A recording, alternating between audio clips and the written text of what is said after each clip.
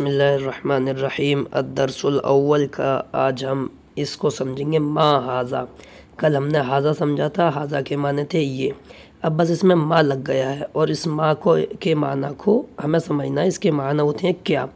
ما ہاذا کا مطلب ہو گیا یہ کیا ہے، الٹا ترجمہ کریں گے، پہلے ہاذا کا، ہاذا معنی یہ، ما معنی کیا، یہ کیا ہے۔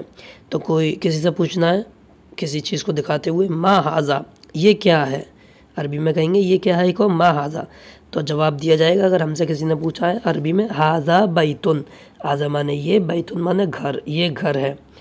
اسی طرح سے کیا کے لیے عربی میں ایک حمزہ زبر آ بھی آتا ہے، ہاذا بیتن، کیا یہ گھر ہے۔ اب سوال یہ ہے کہ ما میں اور آ میں فرق کیا ہے، تو ابھی اس میں کنفیوز ہونے کی ضرورت نہیں ہے، آگے چل کر یہ ہمارا سوال کلیئر ہو جائے گا۔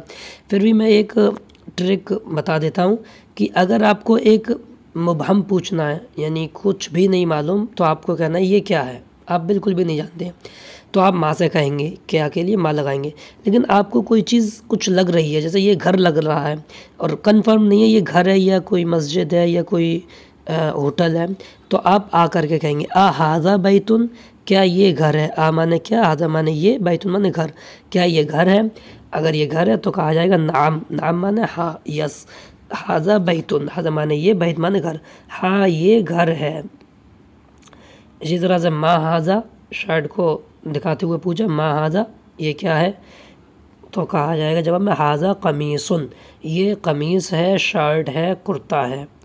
اس کے بعد اگلا ہے ہاذا سریرن، آ معنی کیا، ہاذا معنی یہ، سریر معنی چارپائی، کیا یہ چارپائی ہے۔ آ معنی کیا، ہاذا یہ سریر چارپائی، تو کہا لا، لا معنی نہیں، نو۔ ہاذا کرسیٌ، یہ کرسی ہے، لا ہاذا کرسیٌ، نہیں یہ کرسی ہے۔ اس کے بعد اگلا ہے ہاذا مفتاح، آ معنی کیا، ہاذا معنی یہ، مفتاح معنی چابی، کیا یہ چابی ہے، تو یہ چابی نہیں ہے، تو کہا لا نہیں۔ ہاذا قلم، یہ قلم ہے، پین ہے۔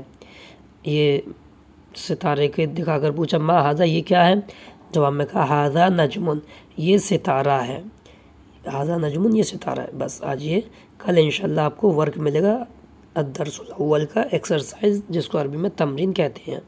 السلام علیکم ورحمۃ اللہ وبرکاتہ۔